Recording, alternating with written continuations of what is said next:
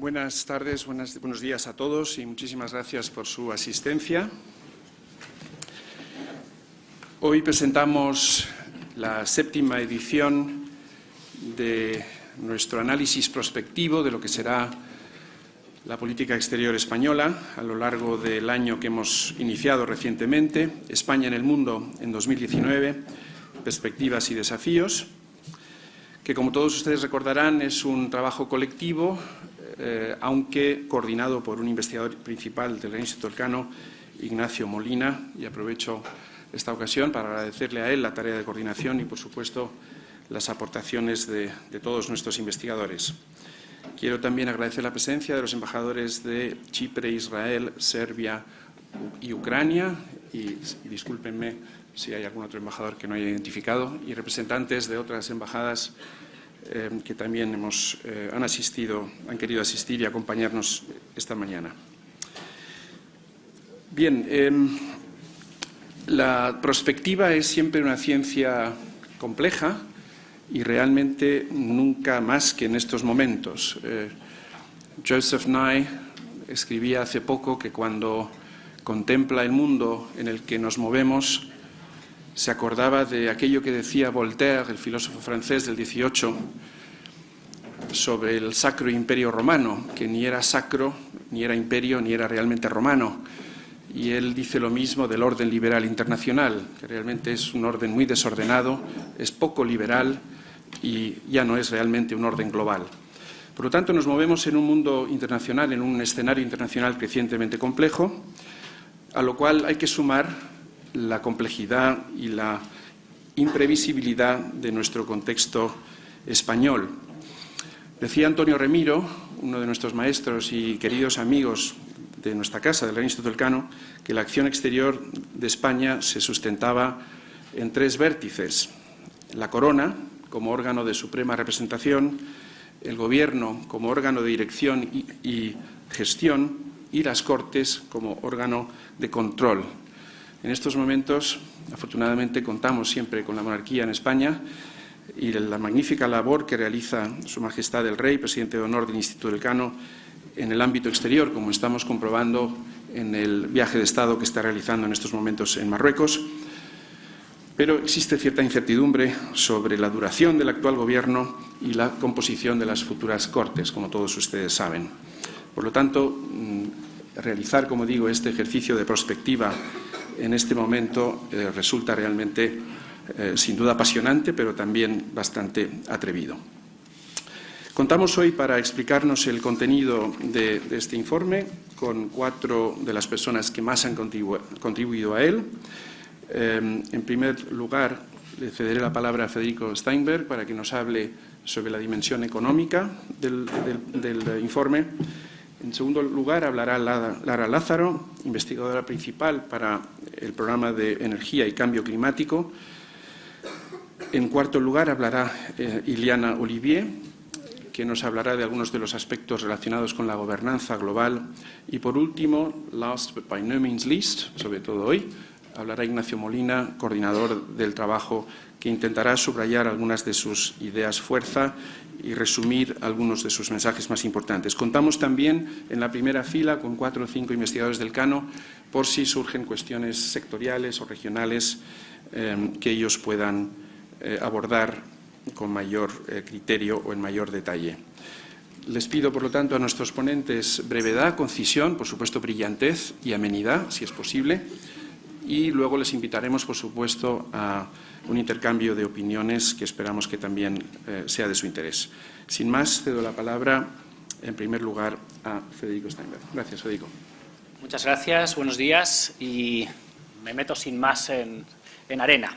Realmente la coyuntura económica internacional, llevamos ya varios años hablando de que se define esencialmente por la incertidumbre, porque, como ha mencionado el director, estamos en un cambio de orden desde el punto de vista de la gobernanza económica de la globalización y las reglas sobre las que nos hemos estado apoyando los últimos 60 años y que de alguna manera parecían inmutables, ¿no? Este orden internacional basado en normas, predecible, estable, de corte esencialmente liberal y que ha ido apoyando un aumento de la globalización económica, especialmente desde los años 80. Esto es lo que está en transformación.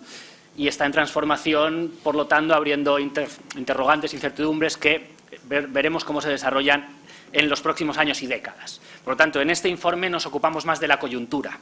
Intentamos ver qué podemos esperar del 2019 económicamente. Y aquí, si me permiten, dividiré mis 10 minutos en 3 asuntos. Primero, plantear una paradoja, que yo creo que es la que está sobre la mesa, que es que los fundamentales macroeconómicos globales son muy fuertes, todavía en desaceleración, pero muy fuertes, mientras que la sensación es de fin de ciclo y de creciente riesgo de recesión. ¿Y cómo casamos estas dos cosas? En segundo lugar, voy a hacer un brevísimo repaso al entorno por regiones, qué podemos esperar, Estados Unidos, Unión Europea, España, el impacto del tema catalán en la economía española, que tratamos muy marginalmente, pero que lo mencionaré, emergentes, sustos en emergentes. Y, en tercer lugar, ¿dónde están los riesgos?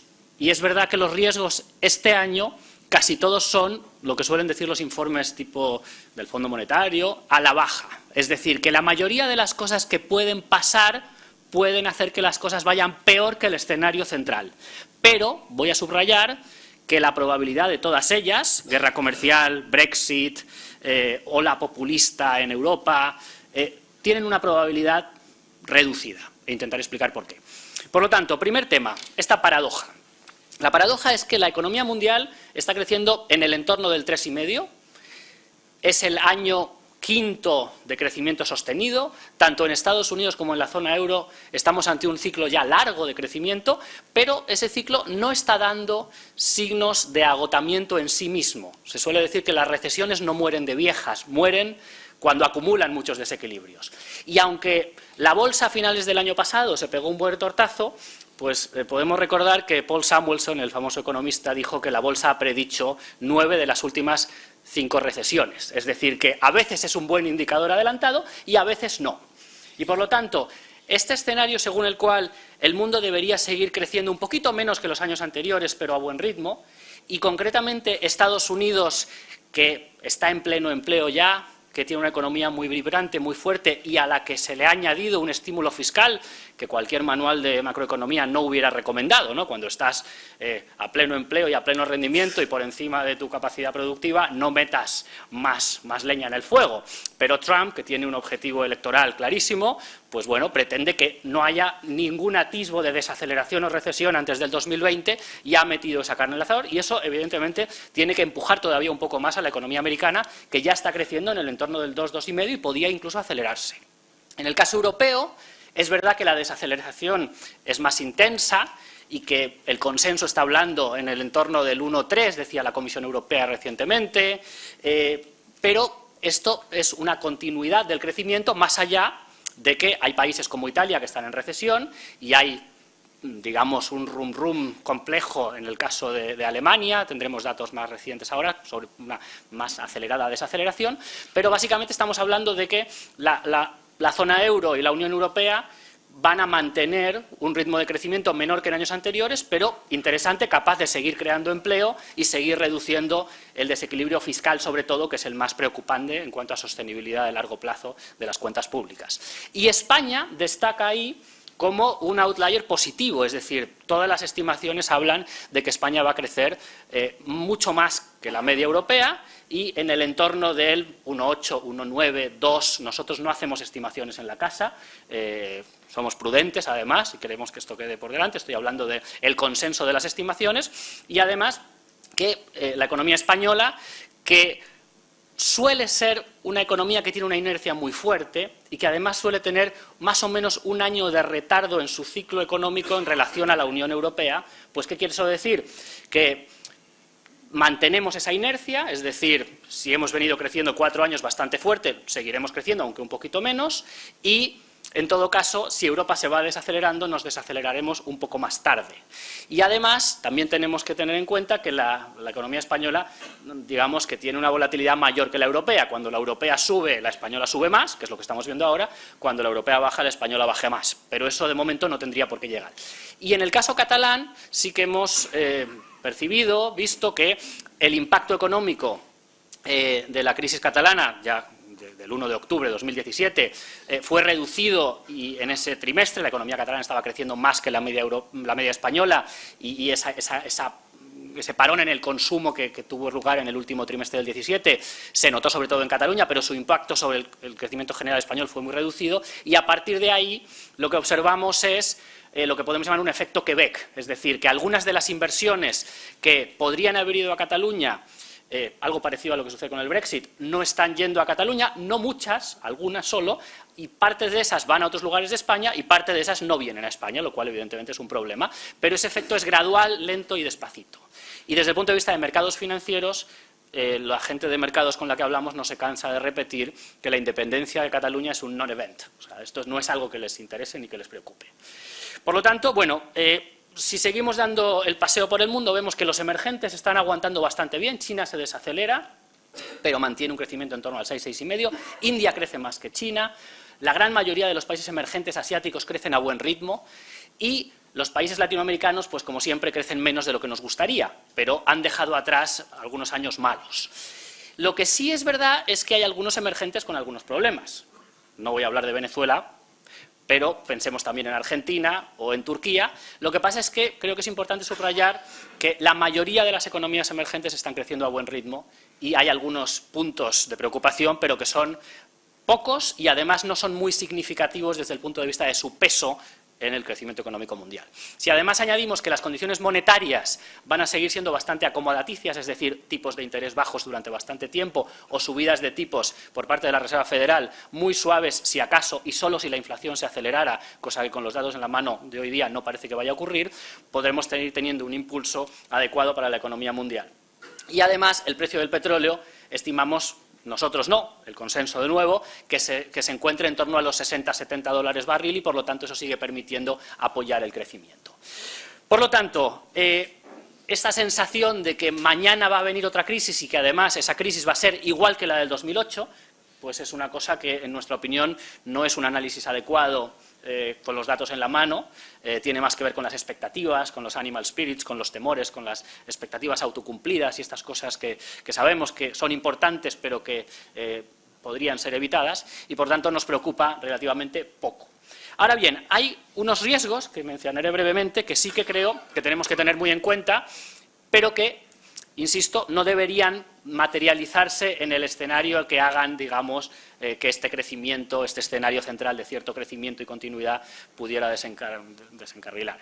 El primero es la guerra comercial y ahí tenemos que fijarnos por una parte en qué pasa entre China y Estados Unidos. Ya sabemos que no estamos hablando de una guerra comercial total como se temía el año pasado, estamos hablando de que Estados Unidos ha renegociado sus acuerdos comerciales de aquella manera con Corea del Sur, con México, con Canadá, con Japón está intentando hacerlo y con la Unión Europea estamos hablando de ello. El tema se circunscribe fundamentalmente a qué pase con China y aunque nosotros creemos que esa es una relación de rivalidad geoestratégica y tecnológica de largo plazo, que vamos a seguir hablando de ella durante los próximos años, y ahí el debate es si hay una nueva guerra fría entre Estados Unidos y China o no, y cómo gestionarla y cómo se posiciona Europa en todo esto. Lo cierto es que creemos que lo más probable es que se pueda reconducir la situación, si no inmediatamente ahora a finales de mes, que tiene que anunciarse si hay acuerdo o no, sí a lo largo del año. Es decir, que hay una contención de daños. Lo que sí nos preocupa es que Estados Unidos tiene que anunciar si pone aranceles sobre los automóviles, como ya hizo con el acero y el aluminio. Y es muy posible que en el contexto de querer apretar un poquito las tuercas, tanto a Alemania como a Corea y a Japón y a otros exportadores de automóviles, también teniendo en cuenta que hay una especie de fetichismo del automóvil en la cabeza de Donald Trump, pues tenemos que tener en cuenta que es posible que haya ruido en el sector automóvil o algunos aranceles transitorios que Trump intente utilizar como arma de negociación con la Unión Europea. Eso creemos que es un riesgo, pero que en todo caso sería un ruido transitorio y que no debería durar.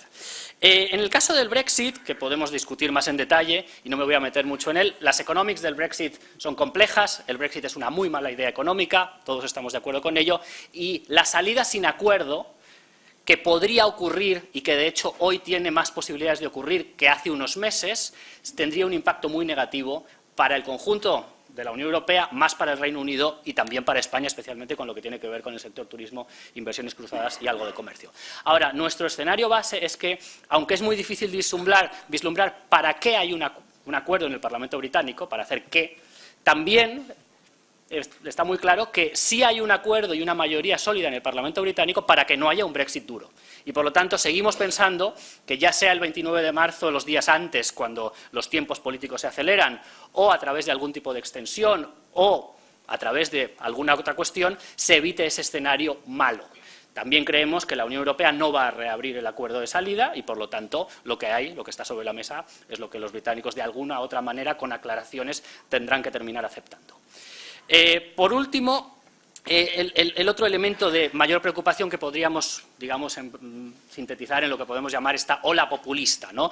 Esta sensación que a veces hay de que los partidos antisistema, antieuropeos, todos nos vamos a italianizar, ¿no? Van a llegar, van a tener cuotas de poder importantes. Y aquí, digamos, la prueba de fuego son las elecciones al Parlamento Europeo del día 26 y las implicaciones económicas de mayores tensiones entre gobiernos más antieuropeos y la actitud de la Comisión Europea, de los países europeos en general. Nosotros ahí también somos cautos. Creemos que es cierto que va a haber un aumento importante del apoyo a los partidos eurocríticos, pero que en ningún caso va a suponer más de un tercio y va a ser capaz de formar mayorías y que, por lo tanto, se va a seguir pudiendo operar económica y políticamente en la Unión Europea, aunque con mayores riesgos para llegar a acuerdos en los temas más delicados que tenemos sobre la mesa, concretamente la reforma del euro, que es el que más nos interesa a nosotros, más allá del tema migratorio, porque va a haber mayor fragmentación. Y, por lo tanto, somos escépticos sobre que se puedan dar grandes avances en la reforma de la gobernanza del euro, precisamente en el momento en el que tendrían que darse, que es cuando las cosas van bien. Por lo tanto, en síntesis, escenario base de crecimiento continuado, aunque menor que en los años anteriores, y, por lo tanto, salvo que ocurran estos unknown unknowns, que por eso no están en el informe, porque no son predecibles, los known unknowns, estas cosas que creemos que podrían ir regular, pues creemos que pueden ir regular, pero que su probabilidad es reducida. Y siempre cabe la posibilidad de que alguien sorprenda al alza. Hay gente que está hablando de que en el segundo semestre del 2019 la mayoría de estos riesgos que he mencionado deberían haber quedado disipados y, por lo tanto, podría ser que el crecimiento acelerara un poquito. Gracias. Muchas gracias, Federico. Como ven ustedes.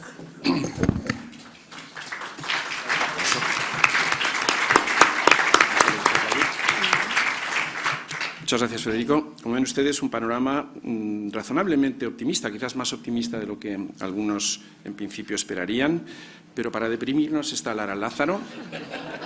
Ella es la que tiene la visión a largo plazo, su preocupación académica es el cambio climático y seguro que tiene buenos motivos para estar preocupada. Gracias, Lara.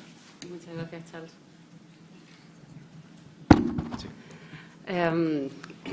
Pues con este encargo de ser pesimista, yo creo que voy a empezar contradiciéndote, con tu permiso. La acción coordinada climática a nivel internacional, si bien es cierto que tras la elección de Donald Trump como presidente de los Estados Unidos y siendo Estados Unidos el país que emite en el entorno del 14% de las emisiones mundiales, pues esto obviamente no son buenas noticias, pero las ratificaciones del Acuerdo de París cubren en este momento el 92% de las emisiones globales. Hay países importantes que todavía no han ratificado este acuerdo, que incluyen Rusia, incluye entre otros Turquía, Irán, Omán, Yemen, etcétera. Pero si hay algo que creo que es importante recordar, y lo comentaba con uno de mis compañeros, colegas y aquí presentes, Carlos Malamud, cuando yo le decía, bueno, ¿y qué pasa con Brasil? ¿No? Me decía, bueno, Brasil no es Estados Unidos. Y eso es cierto. Brasil no es Estados Unidos ni Rusia es Estados Unidos. Y el acuerdo comercial de la Unión Europea con Japón el año pasado es el primero que incluye una cláusula de protección del clima y de cumplimiento del Acuerdo de París. Entonces, ¿por qué lo menciono en relación a Rusia? Porque recientemente se ha comentado que los representantes sindicales en Rusia están presionando al Gobierno para que en la revisión, en el análisis que van a hacer sobre la oportunidad o no de ratificar el Acuerdo de París en marzo de este año, estos representantes sindicales estaban diciendo que ellos apoyaban la ratificación del Acuerdo de París porque no estar suponía potenciales pérdidas de competitividad, costes innecesarios y estar expuestos a no tener un comercio tan fluido con la Unión Europea. Con lo cual, sí, el multilateralismo climático está amenazado, pero quizá es más fuerte de lo que pensemos. Y es más fuerte quizá de lo que pensemos porque los fundamentales, en este caso no de la macroeconomía, sino de la acción climática internacional, siguen avanzando. No al ritmo que necesitamos, y ahí te doy la razón, Charles, ahí tenemos que ser más cautos. Porque el quinto informe del IPCC nos decía ya que el cambio climático está aquí, que es de origen antropogénico, que estamos sintiendo ya los efectos.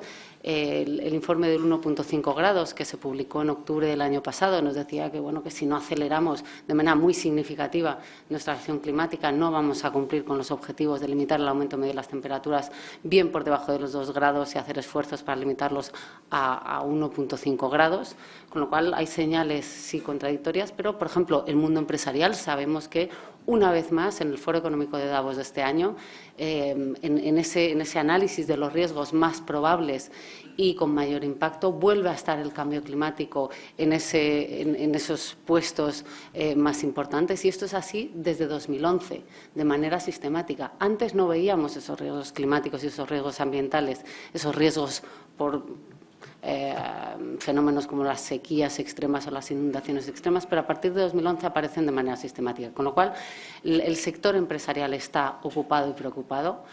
Hay una demanda social clara y creciente. Es cierto que esta demanda suele ser procíclica, al igual que la acción climática por parte de las empresas, pero lo que nos dicen los estudios internacionales de 2017 de Pew Research Center es que tanto la lucha contra la preocupación por el autodenominado Estado Islámico como la preocupación por el cambio climático se ven como amenazas mayores, son las dos principales amenazas mayores a nivel internacional. Esto es así también para España. Esto es distinto, como siempre nos gusta recalcar, de lo que dice el CIS, de cuáles son los temas más importantes para España o que más le afectan a usted.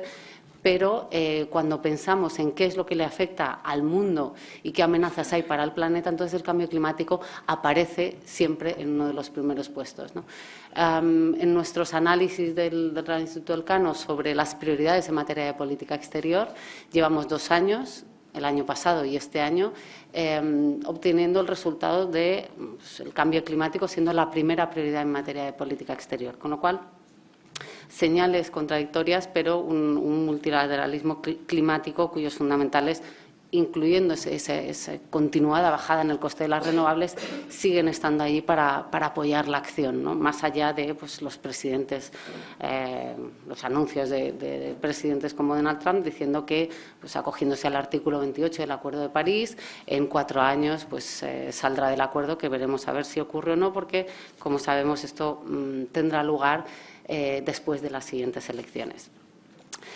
Con respecto a ciencia, negociaciones, Unión Europea y España, la ciencia, la Organización Meteorológica Internacional nos indica que el año 2019 va a ser más cálido, que se va a dar un fenómeno del Niño más débil que en 2016, pero significativo. Esto refuerza la llamada a la acción climática decidida y urgente del informe del 1,5 del IPCC. Sobre las negociaciones internacionales, la buena noticia es que de la COP24 salimos con ese paquete de Katowice, con ese libro de reglas de implementación del Acuerdo de París, pero nos dejamos un agujero bastante significativo con el artículo 6, que no fuimos capaces de negociarlo. El artículo 6 se dedica a los mecanismos de cooperación, lo que anteriormente, para aquellos que siguieron un poco más el protocolo de Kioto y un poco menos el Acuerdo de París, pues el equivalente a los mecanismos de mercado, y en el Acuerdo de París se meten los mecanismos no de mercado, ¿no? Y los mecanismos de desarrollo sostenible. Bueno, pues este es un elemento fundamental de la integridad del Acuerdo de París, bloqueado, entre otros, por posiciones, incluyendo la del propio Brasil, que comentábamos antes, y que se tendrá que negociar este año. Entonces, se tiene que negociar exactamente cómo se van a utilizar, cuál es el alcance de los mecanismos de cooperación, cómo se van a utilizar y cuánto se van a utilizar, cómo se va a asegurar la integridad del Acuerdo de París con el uso de estos mecanismos de cooperación. Con lo cual, esto es en lo que se refiere a más reglas, ¿no? En lo referente a más ambición, sabemos que, bueno, pues salimos de la COP24 de Katowice realmente, en esto sí, deprimidos, porque no fuimos capaces de incluir en el diálogo de Talanoa, en esa parte del proceso de negociaciones, en la cual pues analizábamos dónde estamos, dónde queremos llegar y cómo nos vamos a encaminar hacia nuestros objetivos. Pues ahí teníamos esperanzas de que la comunidad internacional diese la bienvenida al informe del 1,5 grados, y eso no pudo ser así. Estados Unidos, Kuwait, Arabia Saudí no estaban por la labor, y eso se frenó en seco. Sí es cierto que luego en el paquete de Katowice pues hay un reconocimiento a que ese informe que había pedido la comunidad internacional en las negociaciones climáticas en París y después, y en la COP22,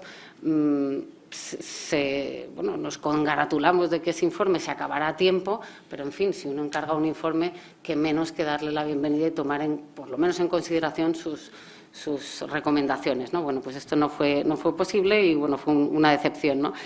Con lo cual nos encontramos con que tenemos que llegar a 2020 con unas nuevas contribuciones determinadas a nivel nacional. Sabemos que o son más ambiciosas o no vamos a llegar a nuestros objetivos.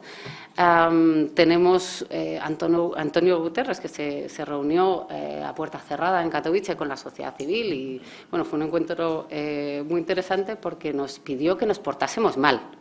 Es decir, que pidiésemos más acción y lo pidiésemos de manera contundente, ¿no? Entonces, pues bueno, hay una reunión, sí, así lo dijo, exactamente con esas palabras.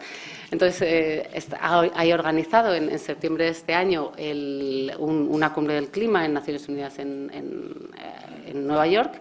Y aquí pues se ha hecho una petición expresa tanto a los actores estatales como a los sectores no estatales para aumentar esa ambición. Entonces, estamos calentando motores para ver cómo llegamos a 2020 con unos compromisos que nos acerquen más a ese objetivo de reducir las emisiones de gases de efecto invernadero, de suerte que limitemos la temperatura media a esos bien por debajo de los 2 grados y haciendo esfuerzos para llegar al 1,5.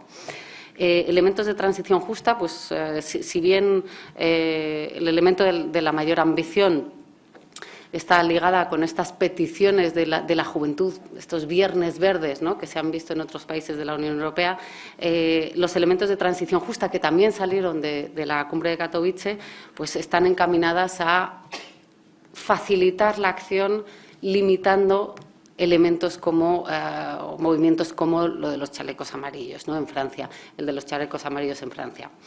En el ámbito internacional también tenemos que hablar de un año clave en la financiación, porque se producirá una reposición en nuestras aportaciones al Fondo Verde para el Clima, y aquí quiero animar encarecidamente a las autoridades españolas a que cumplan con los compromisos que tenemos desde el Acuerdo de París y reiterados en cumbres posteriores, de aportar a esa financiación climática 900 millones de euros anuales a partir de 2020.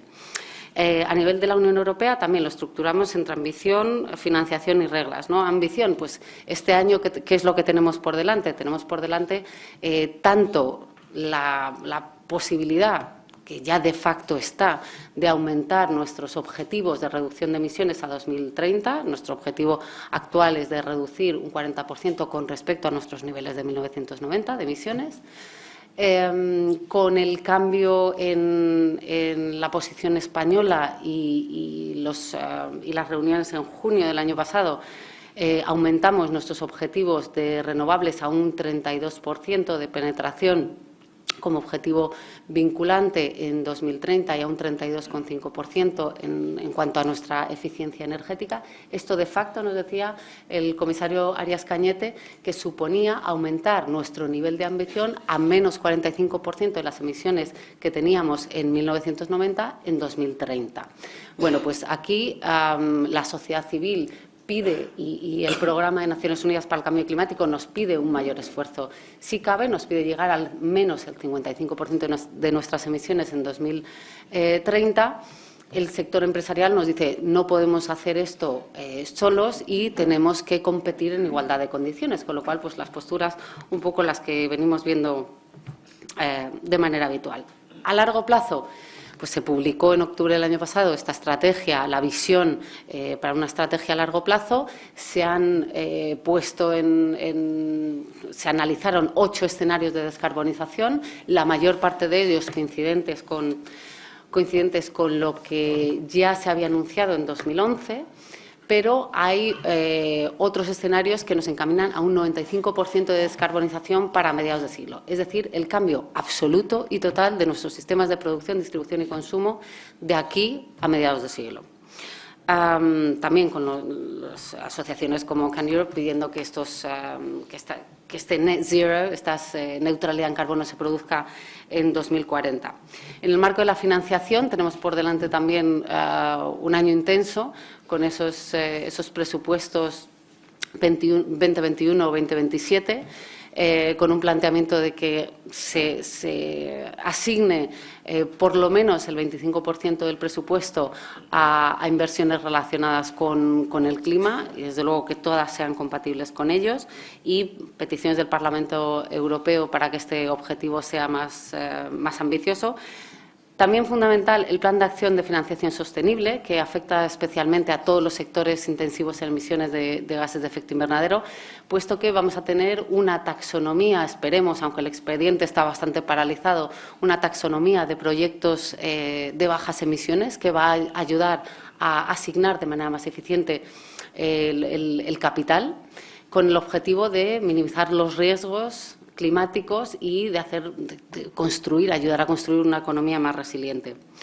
Tenemos también, en el marco de las reglas, pues reforma en el mercado eléctrico, transporte, etcétera. Y terminando ya con España, porque ya me han dado la hora, pues seguimos esperando esta ley de cambio climático y transición energética, que evidentemente, pues con el contexto actual, pues no sabemos qué es lo que va a ocurrir. La buena noticia dentro de todo esto es que tenemos tres visiones muy claras, la de Podemos, la del Partido Popular y la del Partido Socialista, y que, bueno, antes o después, pues yo espero que tengamos una ley de cambio climático y transición energética. Lo que sí o sí tenemos que tener es esa entrega a la Comisión Europea del Plan Nacional Integrado de Energía y Clima, y yo creo que sería poco prudente el no tener una estrategia de transición justa en la que está trabajando el actual Gobierno y que supongo que cualquier otro Gobierno se embarcará en ello. Muchas gracias.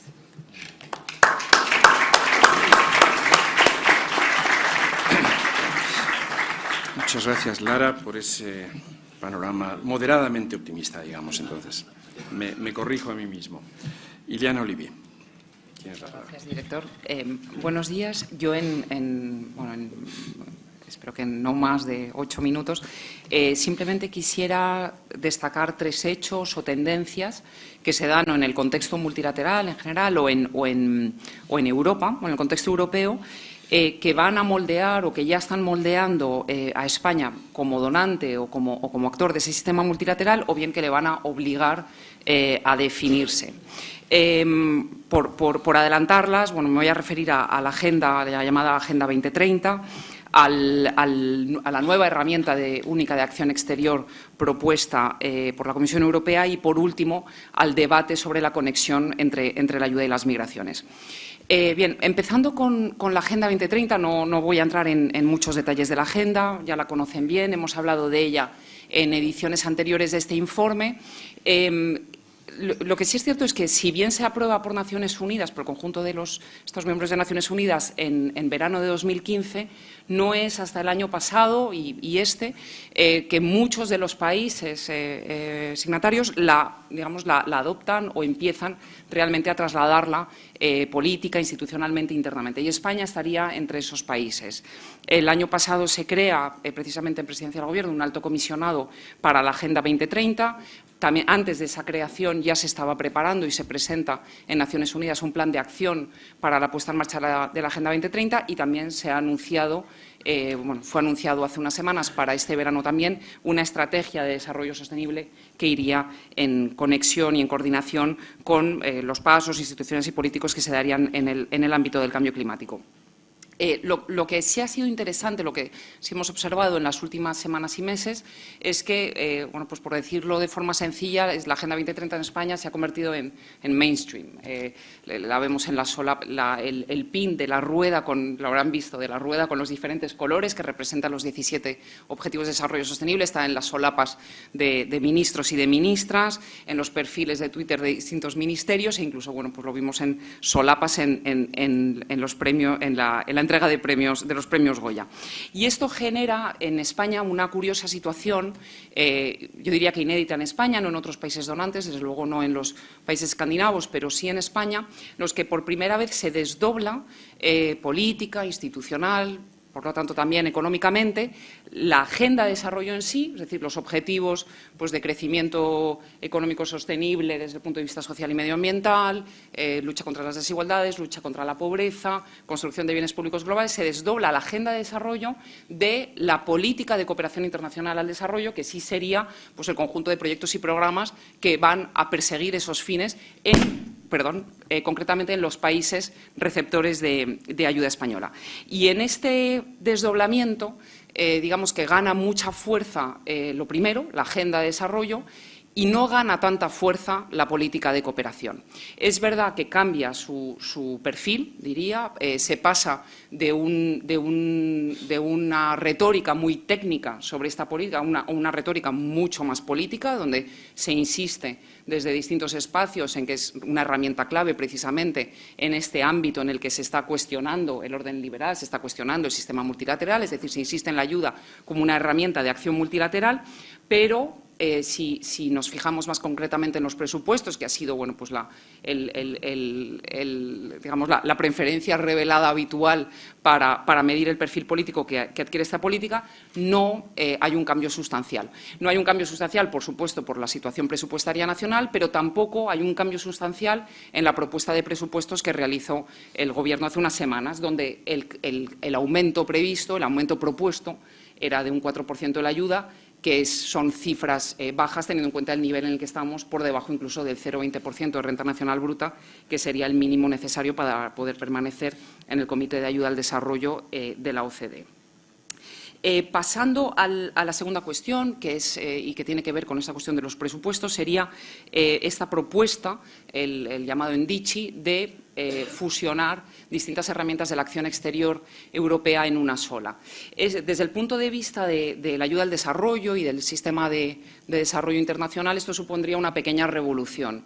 Por un lado, se acabaría con la fragmentación de la propia ayuda europea, que ahora está dividida por razones históricas claras, pero de forma un tanto exótica, la ayuda para la vecindad, por otro lado la ayuda para el grupo ACP. Estos se fusionarían, pero luego también entrarían en un mismo paquete, estarían entrando acciones de desarrollo, pero también acciones migratorias, acciones de seguridad. Es decir, se forzaría esa coexistencia, ¿no?, de la que tanto se habla, de la coexistencia de las acciones de desarrollo con las de seguridad, con las de migraciones.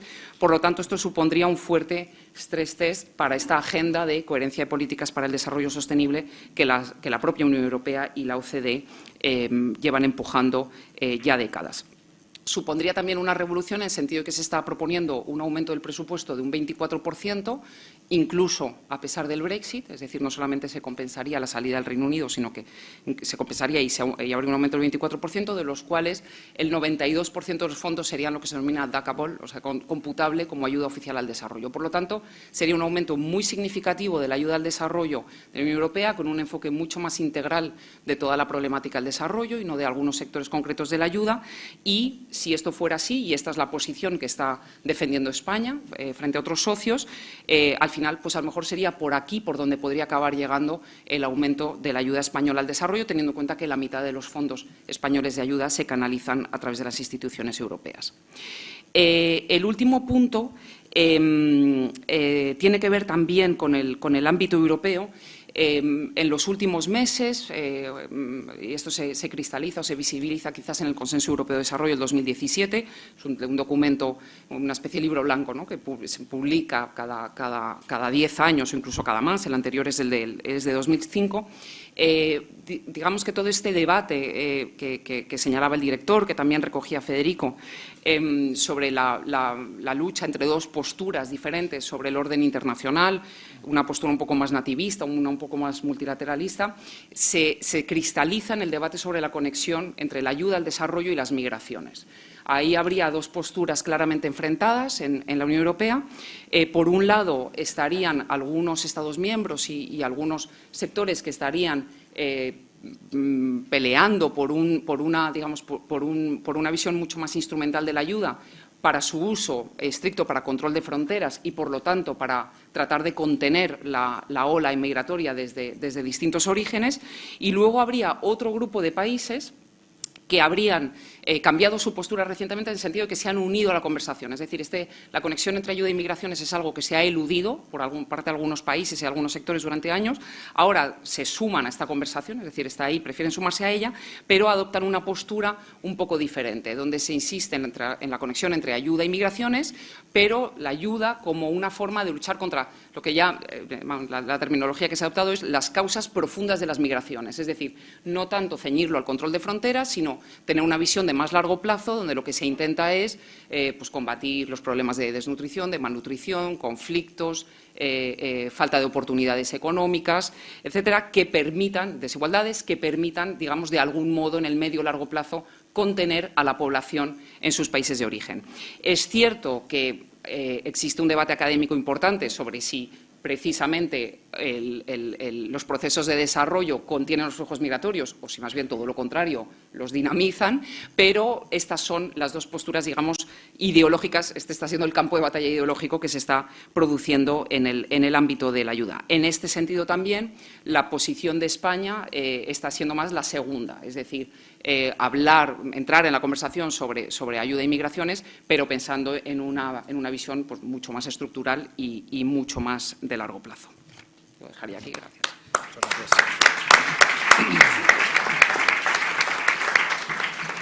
Muchas gracias, Ileana. Tiene la palabra Ignacio Molina. Muchísimas gracias, Charles. Antes de nada, bueno, buenos días o buenas tardes a todos ustedes.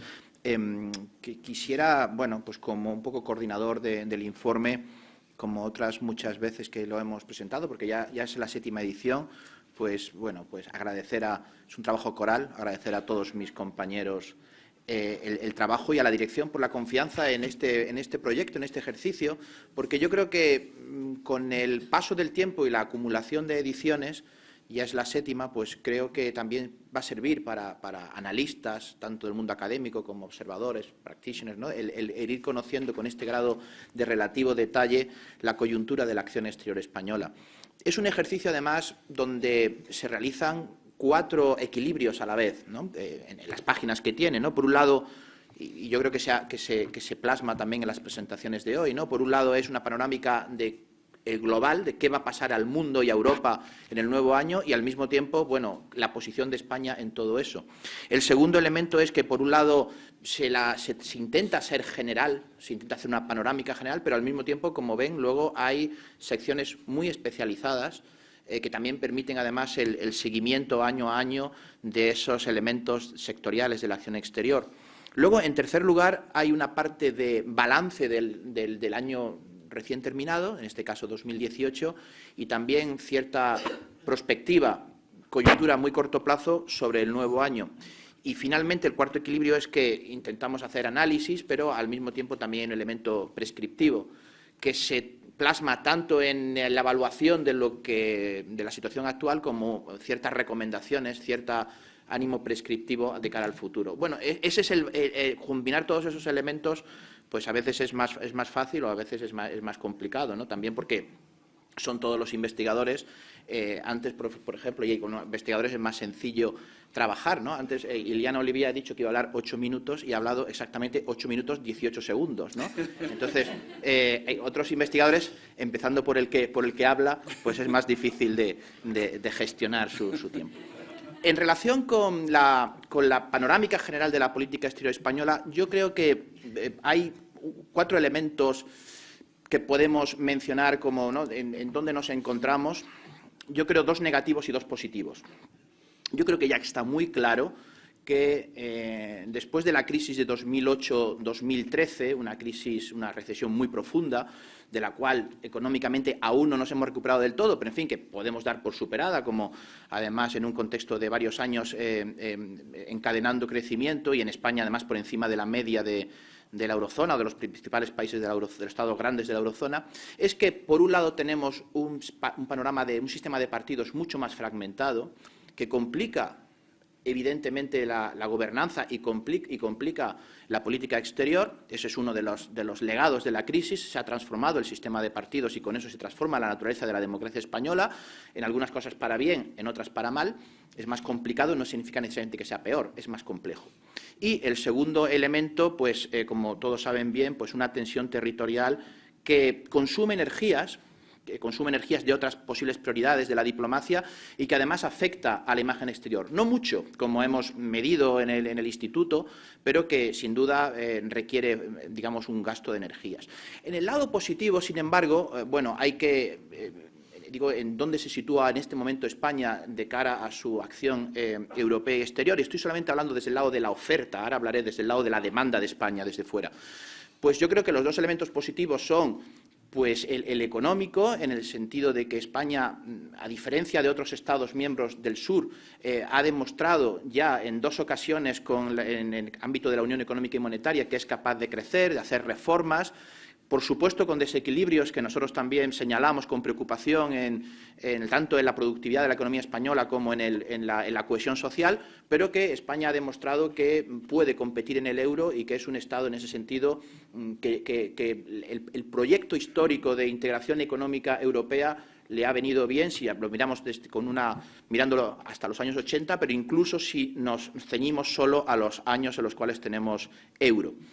Y el otro elemento es que, a pesar de un clima ¿no? Tenemos una democracia de tipo confrontacional, con mucha crispación. Esto, desde luego, no es nada nuevo. Al revés, ¿no? El bipartidismo había,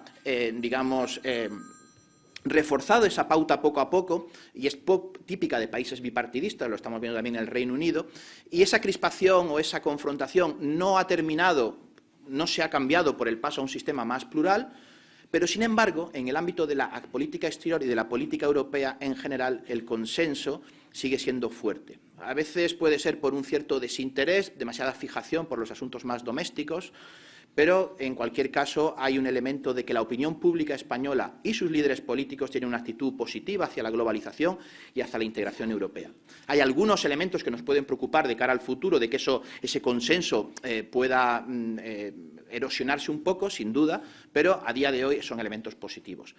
Y, por tanto, esos 2 elementos más negativos con los 2 más positivos nos ofrecen el panorama en donde estamos. Pero a eso se une una demanda, ¿no? Ya no hablamos desde el lado de la oferta, sino desde el lado de la demanda. Hay demanda de más España, tanto en el escenario europeo como en el escenario de la globalización, en un momento en el que pues, el multilateralismo pues, está también erosionado por las tendencias que ya se han mencionado antes, ¿no? Pero hay demanda de España porque un Estado que tiene que asumir que es un Estado más grande de lo que normalmente, ¿no?, la opinión pública española que tiene mucha más capacidad de acción diplomática de la que se le suele atribuir, o de la que, digo, los propios españoles, que tiene que tomar más responsabilidades porque en el contexto, desde luego, europeo está muy claro, con la incertidumbre o la confusión del Brexit, con los gobiernos en otros estados medios o grandes gobiernos no demasiado europeístas, y con la propia debilidad de Francia y de Alemania, que evidentemente siguen siendo potencias dominantes en Europa, pero que es muy evidente también que necesitan del refuerzo de otros estados. Hay países, muy claramente en el año pasado lo hemos visto con Holanda, ¿no?, que han tenido una actitud estratégica de situarse en el contexto post-Brexit de una política exterior renovada de estados medios pequeños del norte de Europa, y ese ejercicio hasta cierto punto lo está haciendo España, sobre todo con esta idea de un supuesto G3 o de hacer una política exterior un poco más activista, y, por tanto, bueno, pues el escenario tiene elementos muy interesantes. Como saben ustedes, ha habido un cambio de gobierno y ahora estamos de nuevo en una situación de incertidumbre. El propio documento reconoce que la situación de clima electoral pues afecta mucho a cualquier análisis y lastra mucho la idea de qué puede ocurrir en los próximos meses. La verdad es que el escenario electoral implica alguna serie de elementos interesantes también. Por ejemplo, ver cómo los partidos políticos van a reflexionar sobre los asuntos exteriores. Antes Lara mencionaba la cuestión del cambio climático, pero obviamente de hasta qué punto se toman en serio, y veremos en los programas, en los debates electorales cómo esto es así. Tenemos además unas elecciones al Parlamento Europeo que implican también el ejercicio de selección de candidatos, de diputados, teniendo en cuenta el papel cada vez más importante del Parlamento Europeo en la influencia que puede tener un Estado miembro a la hora de moldear las decisiones, y eso también es un ejercicio interesante.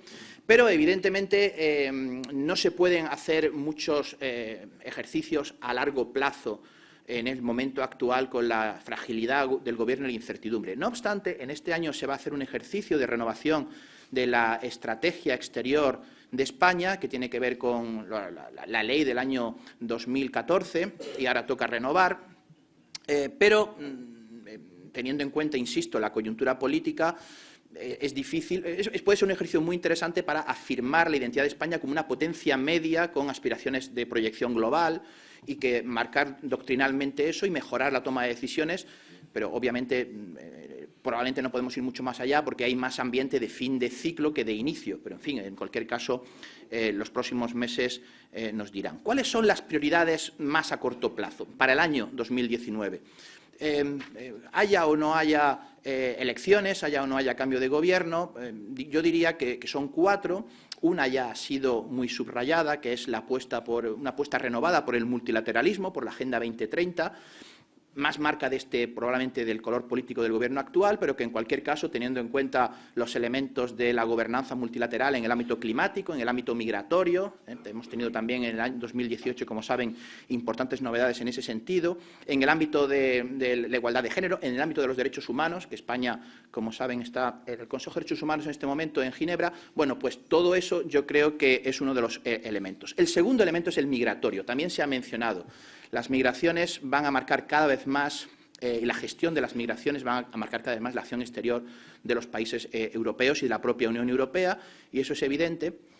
Luego hay un tercer elemento que obviamente sobrevuela y que probablemente luego en el debate alguien querrá preguntar con más detalle, que es la gestión de la imagen exterior de España en el contexto de la crisis del conflicto catalán. Obviamente, en comparación con lo que fue el año 2017 e incluso el año pasado, la situación, digamos, en ese sentido es mejor porque hay más información, más conocimiento, pero a nadie se le escapa que estamos en una especie de un contexto de campaña, de relaciones públicas y de contracampaña.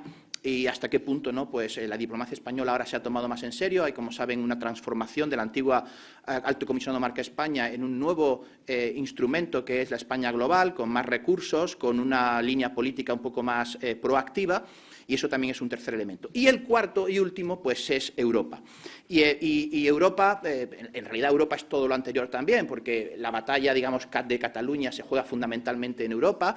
En el resto del mundo, la idea de aceptar la pluralidad de los estados se acepta con mucha más naturalidad, pero no en Europa, donde hay más un paradigma de Estado-nación que complica a veces, ¿no?, la defensa de la idea de España como Estado plural. También en Europa, obviamente, el asunto migratorio es absolutamente central a los debates y, además, hay una fractura este-oeste creciente en relación con esto.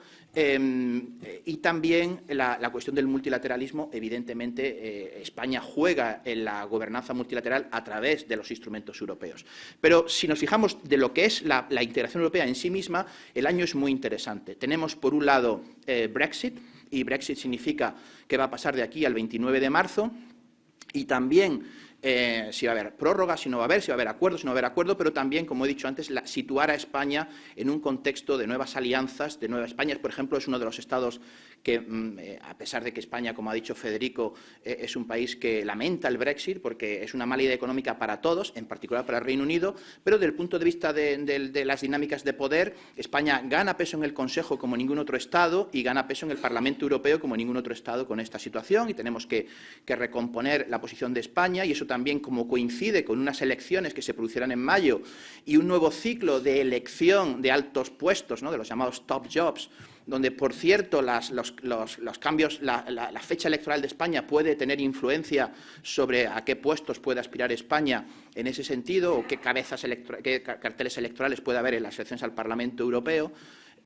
Pues eso, evidentemente, es una prioridad. Hay que decidir cómo se va a gestionar ese nuevo ciclo de 5 años en Europa, qué tipo de comisión más política, apoyar o no el ejercicio de los Spitzenkandidaten, esta idea de politizar la elección de la comisión. Esto es algo en el cual España tiene que estar muy presente, y hasta qué punto eso que mencionaba antes del G3, otras alianzas con países del sur, o incluso, ¿no?, reforzar alianzas explorar alianzas con países como Suecia, como los Países Bajos, es algo que va a estar mucho en la agenda de los negociadores españoles. No se espera grandes novedades este año en gobernanza del euro, por razones evidentes, ¿no?, fin de ciclo en Europa, nuevo cambio en la Cancillería Federal Alemana, cambio anunciado, que va a hacer que, desgraciadamente, en los próximos, por lo menos en 2019, se avance poco. Pero sí que en 2019 termina con una cumbre en Sibiu, en Rumanía, la reflexión sobre el futuro de Europa, que precisamente se abrió con ocasión del referéndum.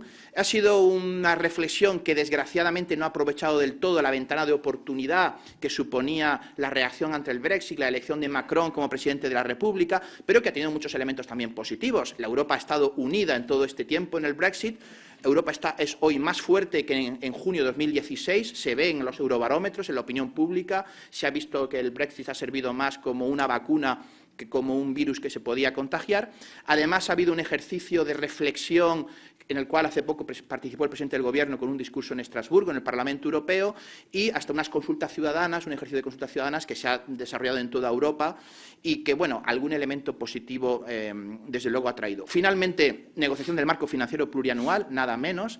Esto es importante porque España está en una situación en la cual no sabe si resultará acreedora receptora o contribuyente neta al presupuesto europeo, y en cualquier caso eso significa que la situación también de influencia se resuelve, ¿no?, en cómo por un lado, obviamente, recibir fondos es importante, y la economía española desde el año 90 debe muchísimo a los fondos estructurales, fondos de cohesión, nuestra política agrícola, pero también es verdad que ser un país contribuyente también mejorará su influencia. Yo me paro aquí. En el documento, como ven, hay, después del panorama español y de prestar mucha atención a Europa y a los asuntos globales multilaterales, hay un repaso de los temas regionales, de todas las regiones de España, y también, como grandes cuestiones temáticas, la economía, la seguridad.